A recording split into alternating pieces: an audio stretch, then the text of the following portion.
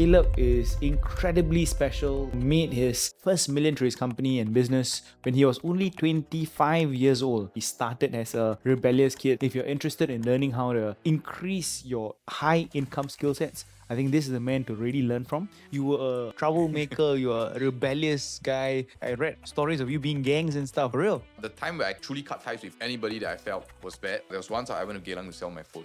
The only way I'm going to buy this condo, if I'm going to use this story about how young people are able to skip the BTO, we're going to throw shit at the BTO. You've experienced the highs and lows. What are some lows or some lessons you learned from your business journey? How we attract is through our creativity. Our ads are never similar to what people would be doing outside.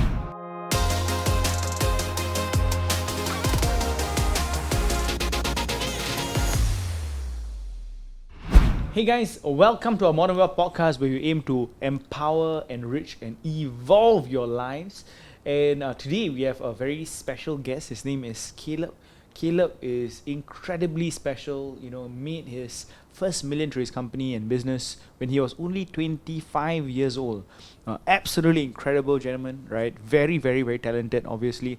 Got a crazy backstory and how he started as a rebellious kid. It's going to be pretty intense, right? So again, if you're interested in learning how to increase your high income skill sets, I think this is the man to really learn from, right? So let's dive deep into his story, his background and what got him to succeed at such an early age. Caleb, welcome, brother. Thanks for having me.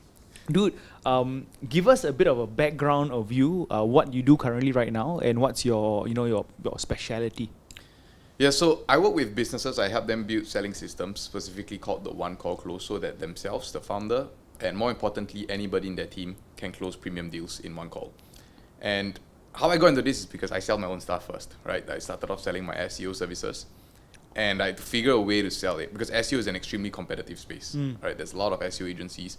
And so I had to learn marketing, learn selling so that I can make a living for myself. And eventually I got pretty good at it. I made my first million at 25. And that's where I started investing in different companies, built the one call close inside them. Then after a while, I started feeling like, you know what, I should be teaching people this, right? And that's why I'm now coaching other businesses so that they can grow just like how I did. Interesting. Wow. All this you figured out in when do you start your first venture? I was 18 or 19. I was in poly, but that's not like a real business, right? So at that time, the government had a grant called the ICV grant. Have you heard of the ICV grant? ICV, no. Okay, so the government gives $5,000 or gave, they don't do anymore, to businesses to buy softwares. Okay. Not so like the PIC grant? It's like a smaller version of the PIC. Okay. Right, so I was working at a company where they were doing that and they were doing really well. And then I realized that they were outsourcing all the product building to India. And so I thought, hey, I can do that also, right? I can I'm doing the sales. If I just figure out how to outsource, I would make all the money on my own. So I decided to come out, I did it on my own while I was in poly. So that's why I dropped out of poly, because I felt I was making more money from the lecturers than the lecturers, so I didn't have any business in school. So I dropped out, but the government grant stopped, right? So when you don't have real skills, and there's no more funding, you're screwed, right? So that's where I went to the army, and in the second year of the army, I felt like, okay, I'm screwed. If I leave the army without having a real business, I would be in trouble. And that's where I started my first business, first real business, which is the SEO agency. So your first skill set was SEO? I would say my first skill set is selling. Okay. Right? SEO came along the way. Okay. SEO came along the way. So you learn how to sell first, but then after that you picked up the skill of SEO and building up SEOs, SEO for websites and stuff. Yeah. Can you just explain what SEO is for the audience? So SEO is the ability to get on the first page of Google. So when I started Genia, it wasn't called Genia, so it was called Cash Cow. I'm quite embarrassed. I was very embarrassed by the name. But anyway, I started that SEO agency, and I didn't know anything about SEO, right? Just a little bit, because in the past I helped my dad, and we got pretty good results. But I got results by using a freelancer, right? So I outsourced everything to India again, because that was all I knew at that time.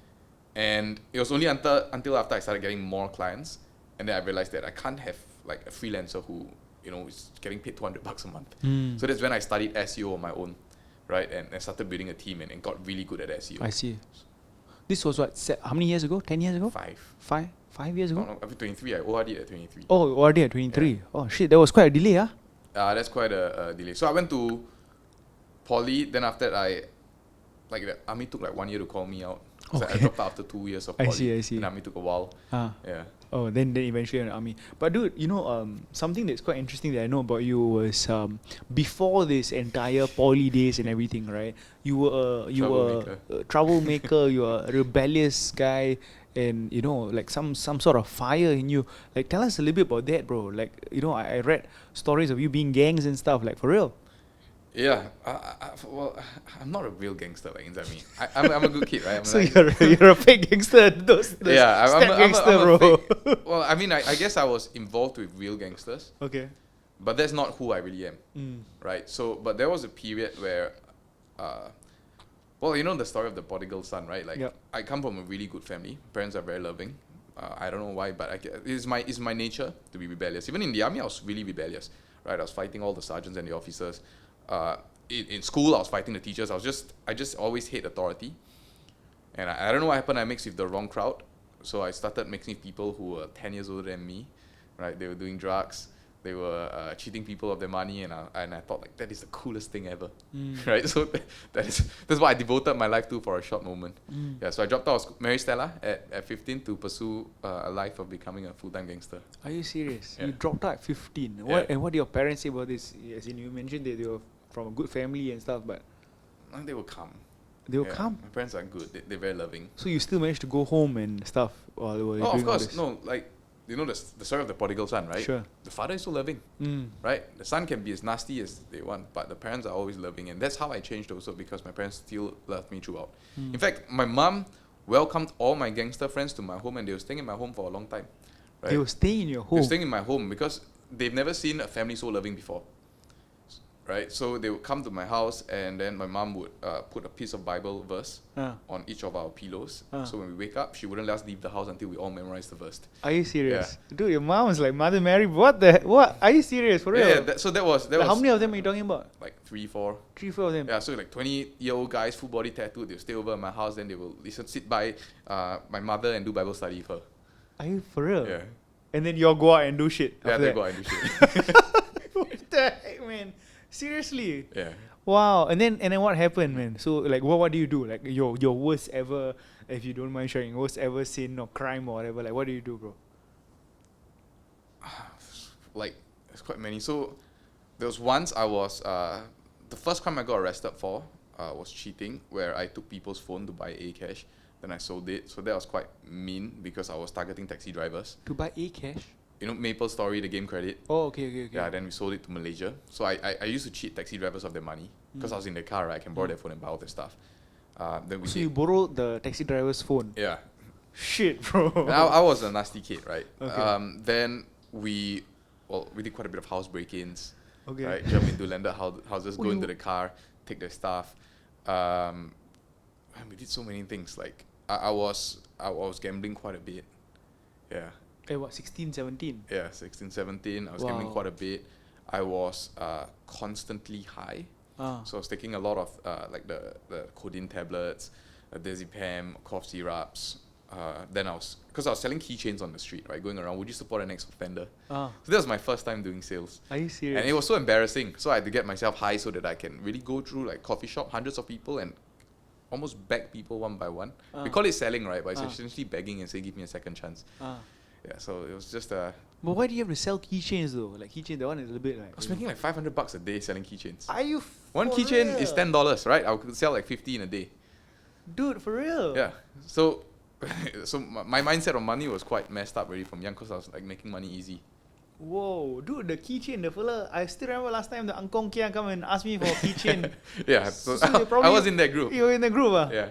Dude, I remember Lau Pa Sat, bro. Yeah, in Lau Pa Sat. Lau Pa In Sat. fact, I got arrested at Lau Pa Sat. Shit. Around Lau Pa Sat, yeah. Maybe I bought from you, bro. I probably did. I owe you $10. What the heck? So you did that and then you got arrested in Lau Pa Sat. No, I didn't get arrested. I got arrested in somewhere nearby. But Lau Pa Sat was one of the places that we You used to frequent yeah. and stuff, right? Yeah. Wow. But that's insane, bro. I thought that was like part of some yellow ribbon project or something, no? It was called Shine Life Project. It was created by this guy. That we tried to position ourselves as yellow ribbon, but we didn't take the money for good use. That's the Okay. difference. Yeah. I see. That's insane. So what was the turning point, bro? Well, there's no one turning point. I think again because I am not truly a bad kid, right? And because my parents are really good, like they're really really loving, and I have 4 sisters who are also really loving. So you can't stay bad in an environment like that. Like after a while you realize that You have this is 4 not me. sisters? Yeah, 4 sisters. Whoa, that's a big family, yeah. It's a very big Five family. kids, huh? Yeah, Okay, wow. So 4 sisters and you. yeah. Are you the youngest? I'm the second oldest. Second oldest. Yeah. Okay, cool. Okay, continue. Yeah, so I just think when you're in an environment that is very loving, where people truly care for you, you cannot stay back. You cannot stay back. You cannot. Like my parents were not shouting at me. They were not like kicking me out of home, but I was breaking their hearts every single day, right? Like every time they get a call from the police, they're like, "Is Caleb dead?" Right? Or did Caleb kill somebody? And I've, you can't stay bad in an environment where you are constantly loved. Wow, that's so. There wasn't like, was there a point where you said enough is enough? I'm not gonna, like, you cut ties with the boys or whatever. Yeah, the time where I cut ties, so after a while, I started to not make any trouble. But the time where I truly cut ties with anybody that I felt was bad was when there was once I went to Geylang to sell my phone, and I couldn't sell it, so I was walking home to go take the bus, and I was walking past the alley, which is Geylang Lorong 17, and that's where they were selling all their drugs. So all I did was go in and say hi to them. And for some reason, I actually didn't see all the police cars, like the SSB, the CNB was surrounding them, and they've actually already arrested them. But I didn't see any of the police. I just walked right straight in and like, "Hey guys, what's up?" And then after that, the police was like, "Who are you?" That's when I suddenly saw all of them. I was like, "Oh, I'm screwed." So I didn't do anything that day, but I still got arrested just for being in connection with them. I see. So after I went back in, to be locked up again, this was the 3rd time. Then I said, okay, this is not who I should be mixing with. Like just being with them alone can get me arrested. Like this is not the right crowd. I see. Yeah. So that just became a realization, huh? A realization, yeah. I see. So that was the lockup, and then you decided enough is enough, and then you cut Yeah. ties. Wow, incredible. That's crazy, bro. Dude, I'm just picking up a few things from you, which might be the reasons for your success today, right? Rebellion, Yeah. right? I think entrepreneurs, a spirit of rebellion, Yeah. is innate in us, right? Like, Yeah. not to conform to the system per se, Yeah. right? That you want to be somebody different, you want to Yeah. do something different, Yeah. right? I think that's probably one, right? A supportive environment, right? Where you had parents who just loved you and who knew you had flaws and all, but still loved you anyway, Yeah. right? I think that's number 2. And number 3, like, the hustle, right? Learning the pure, like, bro, like selling on the streets. Talk about one call close, but you picked up your skills like on the street, Yeah. bro. Yeah. Right? Like, you gotta learn how to sell, right? Yeah. So I think like these are some of the traits that you probably picked up very early on, right? Which were some of the foundations. Yeah, for sure. I mean, it's like just from young, I just knew nothing would be handed to me, and because of like my rebellious nature, so I dropped out of school twice. Second time I dropped out of school, I knew that I'm not going to do well in a world where there are rules for me, right? Where I am not in complete autonomy, and so I think that drive led me to do what I'm doing now. Wow, incredible, bro, incredible, right? Again, traits of successful people. I'm just picking it up from you, bro, right? So it's amazing to hear. But can you tell me, so what was so you mentioned, in poly, but then the grant didn't work, Yeah. and then SEO, then you set up your agent, your consultancy. What was the first big break for you? Oh, when I hit my first million selling SEO Oh, on first my own, yeah. Oh, wow. On my own. So I didn't have any salespeople. I didn't have any marketers. So I was the marketer. I created the funnels. Then I closed the deals. Yeah. So that was the big break. And that's the big break. Because once you realize that you can sell SEO, and you have the skill of bringing people in to want to meet you and speak to you, and by the time they speak to you, they really want to work with you, and you're able to close them in one call, you can sell anything. Right? You could sell anything. So since then, I've gone on to sell cybersecurity, influencer marketing, parenting, leadership coaching, speaking programs. Like you can sell anything, right? Once you learn how to sell, you know what makes people buy, you can sell anything. Wow, that's incredible, bro. Wow.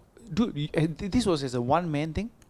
I wasn't one man. Like I had like a writer, a tech person, because after a while, as you grow you start from a one-man show, and then you start to realize that there are things you don't want to do. Yep. Right? Like, I don't want to write the content. I don't want to do the tech, do all the WordPress stuff. I don't want to be the one building the links. So whatever I didn't want to do, I would just hire somebody to replace me. I see. And the last thing that I didn't want to do was selling anymore. So that's see. where I get salespeople.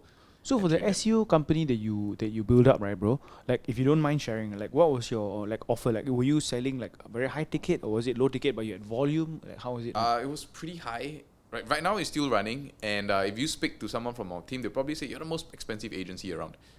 So our offer is like a $6,000 setup and $3,000 to $5,000 monthly retainer. I see. So that's so you all had multiple clients who were paying. Yeah. Then that's how you all scaled to $1 million revenue. Yeah. Wow, that's incredible, bro. That's incredible. And how did this that transit? So that's still around. Yeah. So currently, right now, what the businesses that are still running? Like, what are you still actively or passively running? So it's actually just I'm not really running Genie anymore because I have a COO now. She handles everything. We have salespeople, so I don't really do anything at Genie anymore. Okay. Now I focus all my time on Play Bigger Mentoring. That's our coaching program. So I invested in SocialJet and Privacy Ninja. Okay. SocialJet is an influencer marketing company. Privacy Ninja is cybersecurity, which I'm about to exit already. So we are in the midst of that. So I'll just be left with SocialJet, and but actively I'm only actually really focusing on the coaching. On the Play Bigger Mentoring. Yeah. But tell us a bit about SocialJet and why do you decide to invest in that? So there was a time, I got the entrepreneur ADHD, right? Like I want to start every business under the sun. Sure. I think you can understand Absolutely, that, for right? sure. So after Genia, like we're doing well, getting sales, I was just thinking like, why don't I help other businesses get clients, right? That's where we started a company to help other clients get other people get clients. And the SocialJet was one of those that approached me. And at that time, it was a very small company doing like 20K a month. And so Joel was like, Joel wanted to work with me, and I said, okay. But I felt that influencer marketing was the next thing, right? Because brands like Prism, Omnidesk, they're scaling so fast with influencers. Yeah, absolutely. So I felt like all D2C brands, they're going to need influencers, right? So I felt like I want a piece of the pie. So that's why I invested in SocialJet. I see. Yeah. So you invested in the company. So today you are a shareholder? Yeah, shareholder. Shareholder in the company. Yeah. Interesting. I would love to find out details about SocialJet as well. Might need the services. Who knows, right? And dude, and bro, one very big question I want to ask you is this, right? So how has your concept of money changed, right? Has a 17-year-old kid who was hustling and $500 a day selling keychains, and today, right? What's your concept and what's your behaviors towards money, bro? Has it changed or is it inherently the same? Like, how do you view money? Well, I've never been asked this. So when I was 17, how I viewed money was like I just wanted to do stuff with money, right? I need money so that I just do stupid stuff. But I just wanted money so that I can do whatever I want. Like at the time, I just wanted a lot of money. Now the way I view money is a little bit different, because I'm not born in a rich family. I've never had a lot, so I don't need a lot to survive, right? But for me, now I see money not as like I need money, but it's a sense of achievement, right? Like when I made my first million, I'm like, oh, okay, I'm a 7-figure entrepreneur. I can call myself that, right? Then it's like every time I'm able. So I like to think of money and business as because I'm a boxer, right? I love boxing. And in boxing, you have titles. You have your regional title, then you have a national title, then you have international titles, and eventually world championships. Yep. So I see that every time if I can unlock a certain amount of revenue or income that I can make, I'm achieving that title, right? So that's how I see money. Is like I'm able to create value and I'm able to communicate this value, and that's why I've earned this amount of money. So I want to hit that next milestones, win that next title, because like I want to achieve the greatest that I can be in life. Right? Everybody wants to be a world champion, so I want to achieve the greatest that I can be. So that's how I see it now. What is the greatest that you want to aim for yourself? Have you thought about that? Well, I don't know. I don't know what's the greatest. Yeah, because money never ends, bro. So But I just want to. I don't know exactly what is that world title for me. So I always look at the next title. I see. So what's the next title that you're aiming for currently? So by the time I turn 30, I want to be doing 10 million a year, plus 10 million in my investment portfolio, and look like 23 years old. So that's my 3 goals by the time I turn 30. So 10 figure per year. What 10 figure per year? So at least 10 figures a year. 10 figures. 8 figures a year. Why gotta keep saying 10? 10 million. 10 million is 8 figures. 10 million a year. 10 million a year. 10 million investment portfolio, and look like 23. Very nice. What are you currently investing in? Stocks and crypto. Okay, so you're mainly in stocks and crypto. Any And properties? a property. I mean, Yep. also a property. Oh, you yeah. bought recently. I saw your advertisement, right? I don't really count that as an investment. Okay, but because that's where you're gonna stay, right? yeah. I see. And I don't think it's gonna grow that much. It's what's the place called Emerald. again? Emerald. Yeah. Dude, I went to go and see the exact property, bro. Yeah. Yeah, it's gonna be available in 3 years time, right? Probably Yeah, 3 years time. Awesome, fantastic. You already married now? No. Engaged? No. No. Oh, so you Yeah. just got it just like for yourself? It's not. I mean, got it with my girlfriend. My girlfriend's a property agent. I see. So I would say she kind of conned me into the Emerald. Sure. Like I never thought of getting properties, right? So, and she was doing viewings at Emerald, and you said, "Why don't you come down just have a look? Like it's a date." So I said, "Okay, that's fine. We can do that, right?" Then on the way before I went down, she said, "Just bring your check, right? Just in case you want. If you want, you know, at least you've got the options." Yeah. So I brought my check. She said, "Just drop it. You don't have to buy it." Yep. Right? After we bought it, we got a queue number. She was like, "Let's just buy it." Dude, but I love it. I love how you turn the entire thing into a ad. How you turn the Yeah. entire thing into a marketing kind of Yeah. move, for example. Did that work out? Yeah, it's doing well. So I believe that I want to make everything free in life, right? Like, Robert Kiyosaki That's says beautiful. that the poor always says, I can't afford it. The rich says, how can I afford it? Absolutely. So everything I do when I buy a house, I go on a holiday, whatever I buy, I'm thinking about what is the marketing angle that I can use to sell what I do, Wow. right? And once I'm able to do that, then I just made this thing free, right? So Myron Golden says as entrepreneurs, we don't pay for things with our time, right? Because poor people pay for things with their time. They work 1 hour, they get paid like $100. Then they buy something for $100 and they just lost 1 hour. But for us entrepreneurs, we pay for things with our creativity, right? Which is infinite. We don't get less creative after we use some creativity. Yeah. So I always want to turn everything that I buy, every experience that I have in life, good or bad, into either a lesson, a story, right, where I can coach people or I can market my service. Right? Wow. So then I've got unlimited already. So Bro. I have unlimited content, unlimited ads. Oh, that's Yeah. crazy, man. That's crazy. That's absolutely amazing. Guys, again, you wouldn't know what he's talking about unless you've seen some of his stuff, right? Like with regards to his house. Look, can you give them some examples of how you've turned certain things into like how you've marketed certain stories into, what you market? Yeah, so for example, I bought Emerald and I was just thinking, okay, what is the angle that I can use over here, right? I can't, the angle most people will do is, I was broke, now I bought a condo, I'm rich, come and learn what I do, right? That is not interesting. Sure. But what I did was, I bought the condo and I told my girlfriend, okay, the only way I'm going to buy this condo is if I'm going to use this story about how young people are able to skip the BTO, right? We're going to throw shit at the BTO, right? You always need to have the old way versus the new way. Yep. So the old way is BTO, the new way is private properties. Yes. Right? So we use that and say, hey, we are young, we bought it without our parents' support, you can do it too, right? And so we use that as a story to bring people in. Wow. And that worked. Yeah. So it's always about... And it was amazing, right? Because Emerald at that point of time was a really hot project, right? Like a lot of people was like sold out and whatever. A lot of people were viewing. So like the interest and the recency effect was really there as well, right? So you use that. All right, I that really hit me because I was there at Emerald, viewing properties. I was like, oh, cool, Caleb bought the property as well. That's nice, Yeah. right? So it's crazy, right? So anyway, so that really worked. So that was a good example, lah. Yeah, so another one is like, I went to the US, I think you were there, Funnel Hacking Live, were you there? Yeah, I was there. So we went to tour around. And I How think do we you know, spent- bro? Because you won the, you went, you Yeah, I posted got won the some award, awards, yeah, right? yeah, So yeah. I'm sure you're there.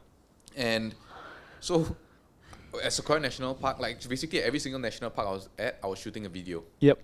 Yeah, and the best performing one is with me and my business partner. I was saying, this is Charlie, he cannot speak. I don't know if you've seen that ad. So he cannot speak, yet he's been able to close $1 million in sales. And that's our best performing ad. I see. So that has really paid for the entire US trip and so much more. I see. Right, like last year I went with my family to Alaska, spent like 20K, and I was like, okay, I need to make it back. So I came back, I turned all the videos into an ad, and then sold You my ran stuff, it. made it back also. So it's just every experience that you have in life, everything that you buy, if you're we are paid according to our creativity as entrepreneurs, right? So if we use this creativity that has been given to us, we will do well. I love it, bro. I love it. Creativity, guys. Creativity. I always talk about this, right? Your ability to make as much money depends on how creative you are. Yeah. Right? Very, very important, bro. How do you harness... I love the mindset of like whatever I want to spend on, I want to find ways in which it can actually finance it, right? Yeah. I love it. How do you harness creativity, bro? If somebody's watching and saying, oh, bro, Caleb, I'm not creative, man. Right? How do I get more creative? What's your answer to that? It's practice.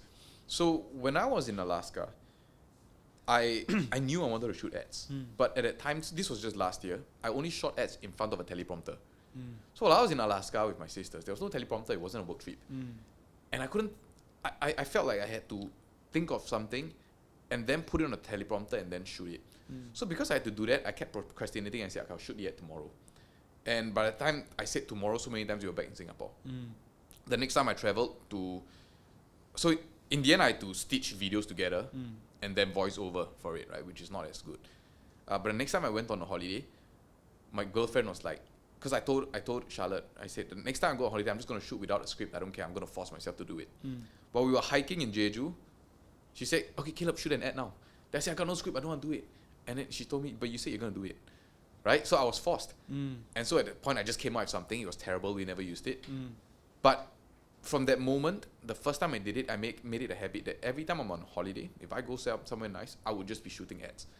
At the end of the day, some of them I wouldn't use, right? Because they are truly terrible. But I've gotten into the habit of forcing myself to be creative on the spot so that I don't waste my time in my trip over there. Wow. So I've practiced it so much. Like Dude, what would you say on a Jeju mountain if you're talking about one call close, bro? What would you say? It was terrible. I never used it. Like, right? I was just talking about, I can't even remember. I just saw somebody. Oh, I remember now. I saw Lito on the ground, and I took a video and said, "Look, this is Lito on the ground. This guy has no heart. You know who are people with no heart? People who have a talent to share, who have something to teach, but they don't do it. Yeah. So if you have a talent, you want to teach, and you want to show people what to do, you gotta learn. So that did decently. It wasn't the best. Yeah. Dude, the sister one was great, bro. My little sister. Yeah. Oh, that is not creative. She literally is my closer right now. Oh, wow. Yeah, For real. she's- Tell us about that, bro. So my sister Joy, she's 22 this year. She just graduated from poly, and she wanted to go SMU, right? Because my big sister's a double scholar in the SAF. My third sister is in EY, right? She graduated from SMU. So my sister, and then there's me, a dropout.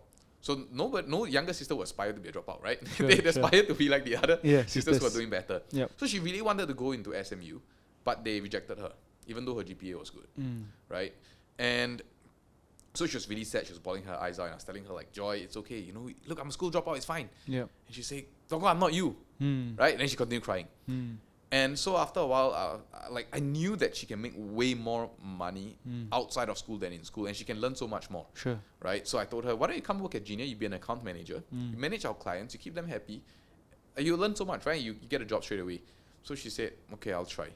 And then 2 months in, because we sacked one of our closer who cheated the company of money. Well, that's a story for another time. But we can also talk about it because it's quite an interesting story. But anyway, so we had no closer. I didn't want to close because since last year I told myself I don't want to sell anymore. Right? I've been selling for a long time. So I told Joy, you're going to have to start closing. Then she said, I can't. I just started. I look like a child. I sound like a child, which she does. How can I close? So I said, go watch the videos of all these videos of me closing. Right? We have a strong brand. We have a good pre-seduction system in place where people already like us before they come in. All you have to do is go on the call, follow it, you will close. Right, so on her second call, she closed a $48,000 deal. Wow. Yeah, and then now she's been consistently closing $10,000 deals. In the last 3 months, she's at $93,000. Wow. She's about to hit 100. So I'm really excited for that, and this is probably the proudest case study I've ever Oh, done your in little my life. sister, man. Yeah, it's my little sister. Wow. And the best part is now I know, and you see, she came from a point where she said, Coco, I'm not you, right? I'm not going to be able to do it. Now she says, I can do it. Wow. Right? So this to me is the best thing because I know that with this skill, now my sister can close as well because she can one call close. She will never in her life again worry about money. Yeah, bro. It's a skill set that was set up for life. Yeah. Wow. Incredible, bro. Dude. Wow. I feel emotional talking about it. Like, Yeah, I'm bro. so happy and so proud of her. Yeah, absolutely. That's amazing, bro. And yeah, I could sense the authenticity and the happiness, in the air as well, right? Like So of course I turned into an ad, right? yeah, exactly. And wow, there you go. And then you can monetize that and make that into something else as Yeah. well, right? Yeah. Incredible, bro. I love it. Freaking, bro, I'm learning so much from this, bro. Right? More of this, as in, I do it myself, Yeah. but I should do it more. I really should do it more, right? Especially in head angles and stuff. Absolutely love it, bro. Seriously, amazing. Super happy for you. Dude, let's talk about some of besides your, rebellion, the early years, right? Yeah. Like in business, I'm sure you've experienced the highs and the lows as well, right? Yeah. What are some lows or some lessons you learned from your business journey? Maybe you talked about that closer. But what are some lows in that journey? Okay, so I'm blessed in my journey. I haven't had like a real low where I've lost everything. Every year has been going up.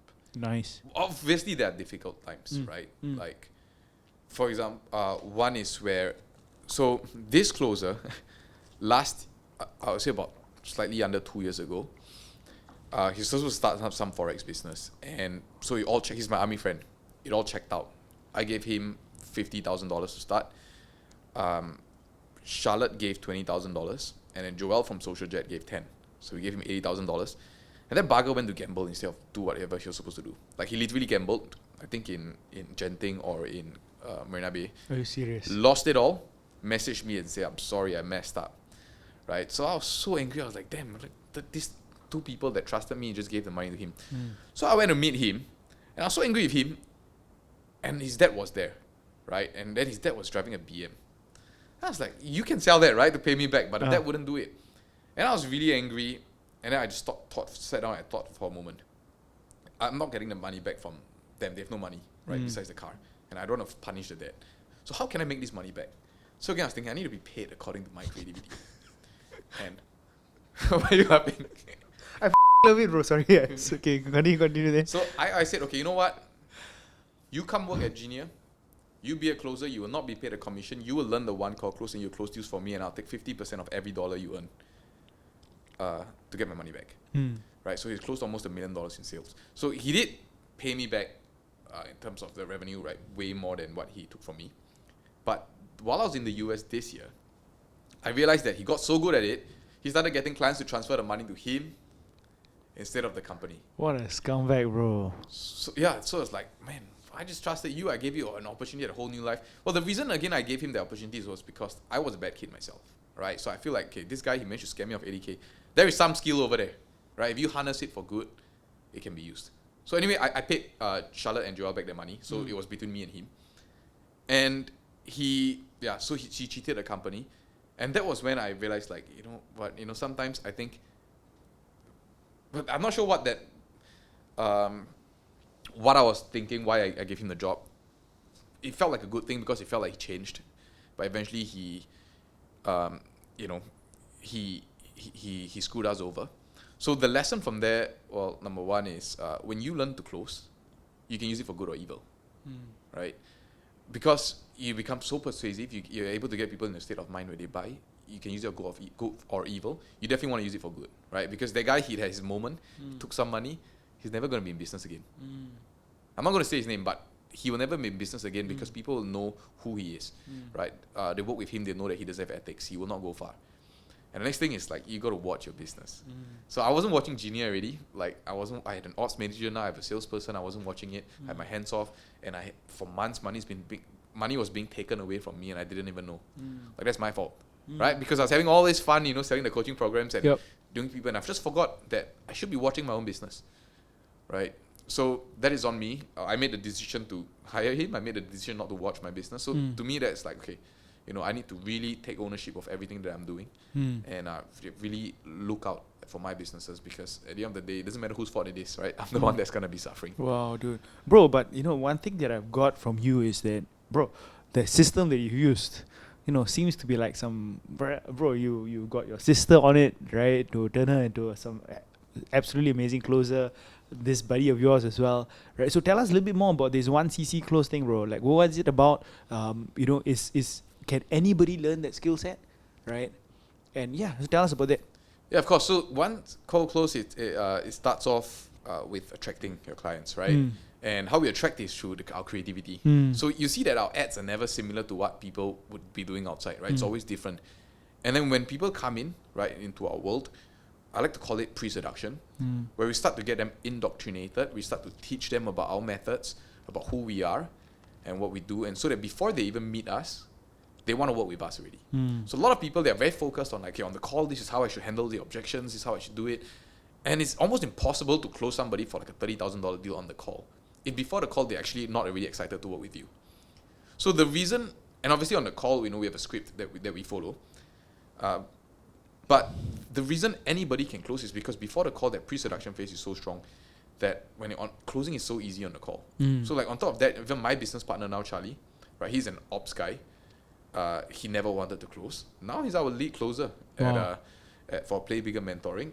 At Genia, one of our closers now is actually my CEO, Jia Shen, Hmm. who never wanted to close. In the past, I told her, why don't you start closing? Like you can earn more with commission. She said, I just don't want to close anybody. Hmm. This year, in fact, in June, she came for our event. Like I just told her, okay, you don't want to close, it's fine, just come for our one call close event. After the event, she was like, okay, watch me close deals. She started asking for leads and she started closing. She's closing now, Wow. right? So now, like I have ops people within the team, which I think is important because I feel like the best closers actually would be the ops people within the team. Why? Because their product expertise is better than a random person you pull off the street who are great salespeople, but they're all fluff. I see. They don't even understand what it is that It's you're going selling. on. So I they have see. the skill, but they don't have the product expertise. I see. So I find that when you take an ops person who truly understands the product, you teach them the skill of selling, it becomes really easy for them to sell. Interesting, bro. Interesting. Wow. As in, makes me think my team is outside. Yeah, you can turn them all into closers. Why not, bro? Why not? Wow, interesting, amazing. So again, so in your belief system, you do truly believe that anybody can be trained to close. It's not something that you are gifted in or you are born to do. I mean, I would say you got to have a half decent brain. Okay. Yeah, like you need to you got to be willing to learn. Sure. Like you got to be willing to learn. You've got to be coachable. You've got to really want it. And actually most importantly, I think to succeed in sales and actually in anything in life is that you must take pride in whatever you do. So if like for my little sister, she's not a salesperson, but when she's given the job of selling, she took pride in it. Like if I'm gonna do it, I have to be good at it, and so she got good at it, right? So like same for Jia Shen, same for Charlie. These are people that take pride in what they do. Whatever they're doing, they must be the best. I see. Right? And so when you tell them like sales is something new for them, it's like, okay, no problem. I'm gonna get good at it. Yeah.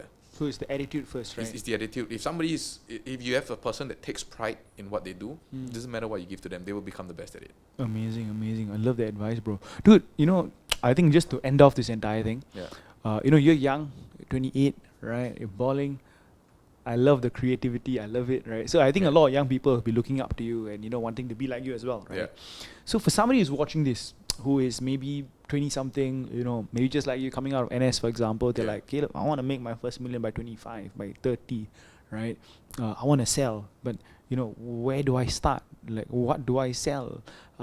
What's the journey where do I sign up to sell something, right? Like, can you explain that to them and how they can, get from literally zero to living the life of their dreams? When you talk about young people, we actually have a couple of young people in our community now. So obviously my sister's one of them. We've had these two kids, 20, 21. One is actually still in NS. They just came for our event, our sprint in June, right? And June. And like a few days after the event, they launched the ad, super creative. It was really creative, man. I'll show you later. Like, I love it. They closed like $21,000 in a few days after. Are you serious? Yeah, it's pretty cool. Obviously, my sister's closing deals. So, if you're starting from scratch, well, the most important thing is you're gonna need a skill set, right? Because you can't make money without any skill set. Sure. And if not, you're scamming people. So, if you are, I would say the easiest way, man, there's like so many ways to do it. But I'll say, you know what? Learn to become a closer. And go close for people. Go close for people like Resh, right? Then go and see what he's doing in his business.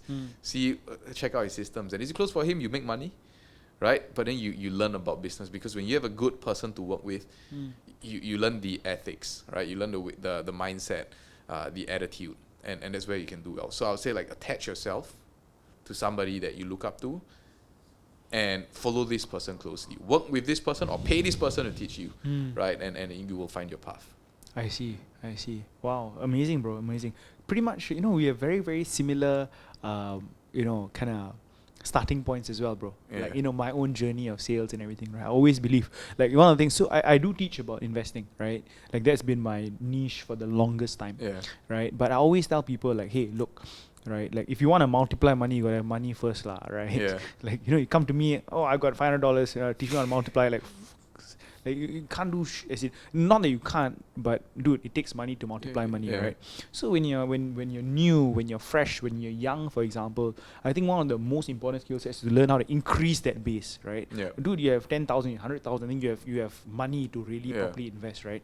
So I always tell people, like, if you're starting out, one of the most important things is to really master the skill set of sales. Yeah, or the to master skill set skills of of closing, closing, of marketing, which is pretty much what you did, right? Yeah, Like because had once you see, like for me, when I started off by being really good at selling, right, Yep. my sales service, and once you become so good at sales and marketing, you start to see opportunities everywhere, right? You're like, because you know what people will buy.